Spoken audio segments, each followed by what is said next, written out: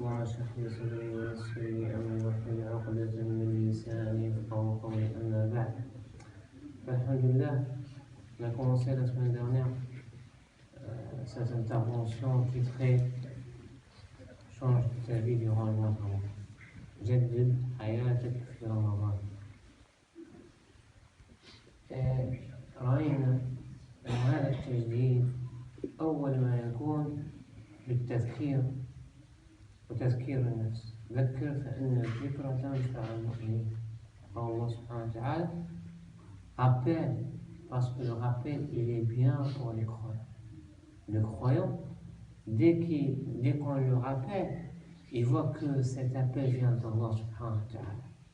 Le prophète sallallahu alayhi wa sallam يقول إذا حب الله امرئا ساق له من يذكره في الله. Si Allah aime une personne, il facilite un rappel. Il fait que une personne, tu as raison là,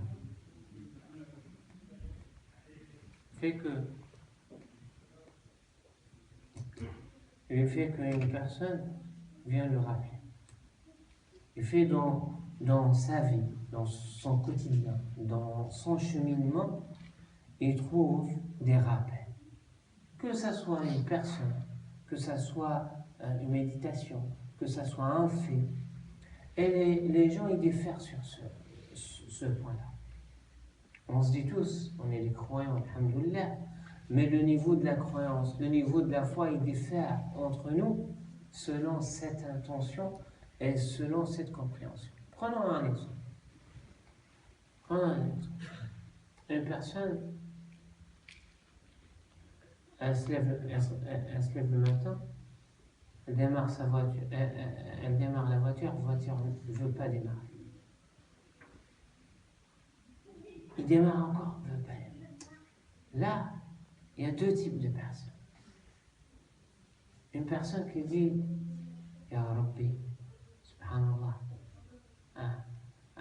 sûrement j'ai fait quelque chose, ou bien sûrement tu veux que je pense à quelque chose. L'autre, elle va dire quoi? Elle va dire pourquoi elle ne démarre pas cette fois? Dès le matin, on commence mal là. Après, elle part travailler. Le tramway est tard. Une demi-heure. Pourquoi moi? Pourquoi c'est que ça? Dès le matin, ça commence mal. Qu'est-ce que j'ai fait dans ma vie? Etc. Ça existe ou pas? Voilà. La différence entre le croyant et le non-croyant, le croyant, il voit que ça vient d'Allah subhanahu wa ta'ala. Que tout vient d'Allah subhanahu wa ta'ala. Et là, il se demande, il s'interroge. Pourquoi, Ya Rabbi? C'est pas pourquoi, lorsqu'il pose la question pourquoi, c'est pas pour douter, ou bien pour nier, ou bien pour manifester qu'il n'est pas d'accord. Non. Le pourquoi, c'est pour demander la cause et voir comment il corrige. Les compagnons, lorsqu'ils trébuchent, voyez une personne marche, elle trébuche. Les compagnons, ils disent Astaghfirullah. Juste pour, lorsqu'ils trébuchent, ils disent Astaghfirullah. Lorsqu'on les a interrogés, pourquoi? Ils disent sûrement parce qu'on a commis un péché et là, Allah il a fait contre eux. Regardez le niveau de la foi. Ils voient que tout vient d'Allah subhanahu wa ta'ala. Connaissez la prière de consultation. Lorsque le prophète sallallahu alayhi wa sallam a dit que lorsqu'une personne veut faire quelque chose, lorsqu'elle veut décider, ou bien elle cherche à acheter quelque chose, ou bien à faire quelque chose de valeureux, ce qu'ils font, on va se voir samedi, qui se lève, il prie 2 rak'at, une prière non obligatoire, 2 rak'at surrogatoires, et après il s'assoit et dit le doigt. Fait le doigt. C'est ce qu'on dit, c'est ce qu'on appelle une prière surrogatoire. Mais vous savez, dans les textes, et c'est Hassan de l'authenticité, les compagnons, ils disent on consultait Allah subhanahu wa ta'ala pour mettre le sel dans la nourriture. Là, on parle d'un autre niveau. Mais n'oubliez pas que Allah subhanahu wa ta'ala nous a mis dans notre chemin ce mois béni pour se ressembler à lui. Le prophète sallallahu alayhi wa sallam, il dit Ashabi kan-nujum, ayyan iqtadaytum ihtadaytum. Mes compagnons, c'est comme les étoiles. Si vous serez perdu dans le désert, vous suivez l'étoile pour s'en sortir. Et c'est ce qu'il disait le prophète sallallahu alayhi wa sallam. Mes compagnons sont comme les étoiles. Suivez-les, vous serez guidés. Le Ramadan, il vient pour nous faire changer. L'univers change, le paradis s'ouvre, l'enfer se ferme. Les shaitans que toute ta vie, hein, tu mets tout sur son dos. Tout ce que tu commets, tu dis c'est shaitan. À chaque fois que tu fais une bêtise, tu dis c'est shaitan.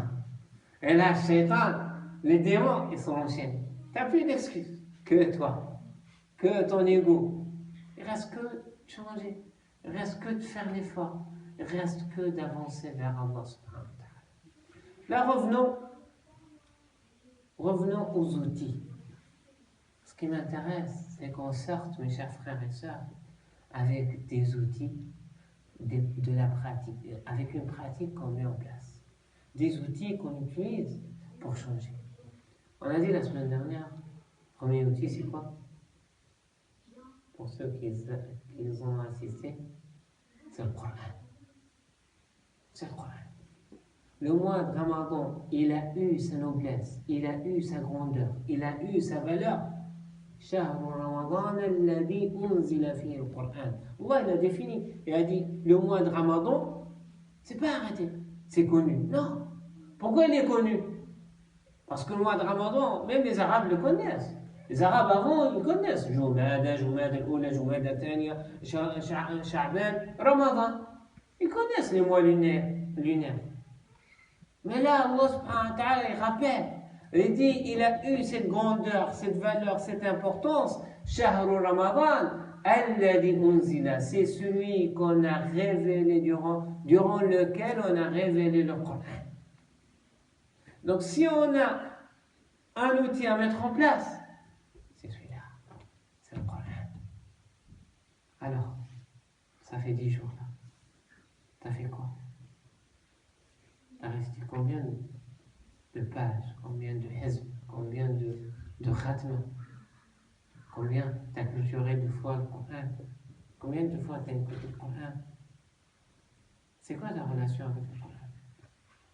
On est encore avec les sous-prétextes, je suis occupé, j'ai pas de temps, c'est dur. On se dit, c'est le Ramadan. C'est la même chose. Je démarre ma voiture, je dis, pourquoi ça ne démarre pas? C'est la même chose. Je démarre ma voiture, je dis, Ya Rabbi, subhanallah, sûrement, hein, j'ai pas invoqué assez, c'est pour ça que ça ne marche pas. Et pour toi, pareil.